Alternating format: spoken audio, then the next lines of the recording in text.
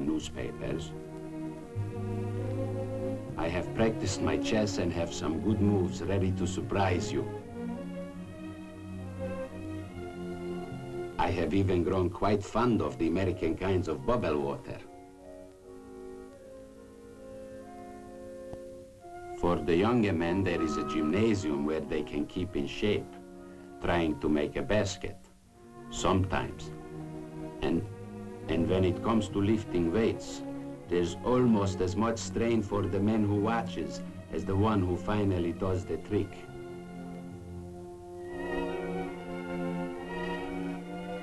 Chances are you'll find the women at the sewing machines, and those who don't know how to use them soon learn. They are very busy. All of us must be very anxious to look neat in our new country. For those of us who have interest, maybe some talent, in arts and crafts, there is a place to work and materials to work with. They even arrange telephone calls so we may talk to relatives and friends in America. It's good to hear a familiar voice. Some nights we have shows, and we may see American youngsters on stage doing a dance. This, my friend Istvan, is an experience.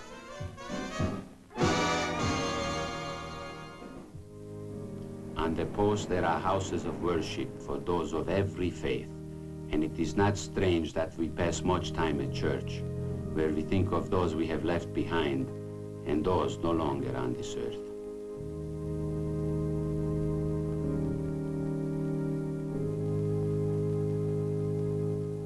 One Sunday, we even had a wedding at Camp Kilmer. Several young couples who had known each other in the old country decided to face the new life together. The army did everything it could to make the wedding ceremony a memorable one for the young men and their brides.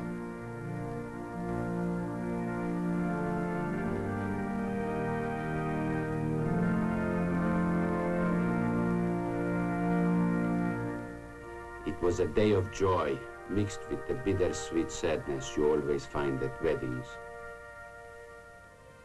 I do not mean to suggest, Istvan, that Camp Kilmer is a resort camp. Nothing of the kind. It is the place where we are received into the United States and meet our first contact with America and American ideas.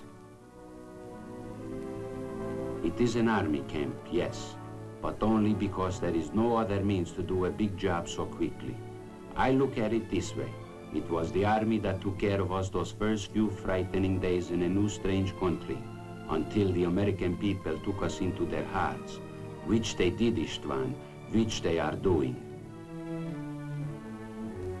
Meanwhile, all of us at Kilmer work hard to learn their incredibly difficult language. Most egy angol nyelvórát tartunk. Én vagyok a tolmács, a nevem Odeszkálki. A közvetlen tanítási módszert fogjuk alkalmazni, úgyhogy a tanár nem beszél magyarul. A tanárjuknak a neve Mr. Eng. Good afternoon. My name is Mr. Eng. What is your name? My name is Ferenc Korompai. My name is Ildikó Karikás. My name is Zoltán Bandi.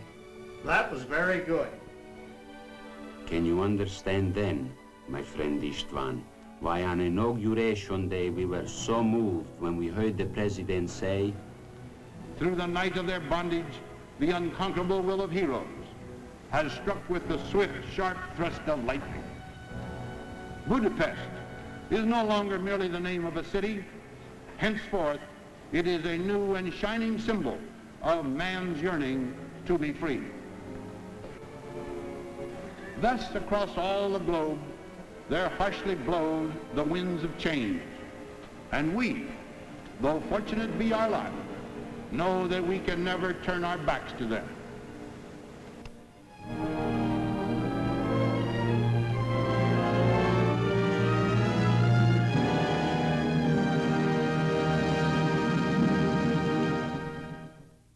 And all America, along with the United States Army, did not turn their backs, but pitched in to do a job for the valiant, freedom-loving men and women of Hungary.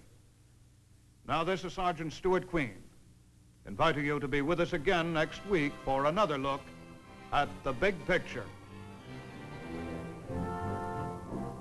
The Big Picture is a weekly television report to the nation on the activities of the Army at home and overseas. Produced by the Army Pictorial Center. Presented by the United States Army in cooperation with this station.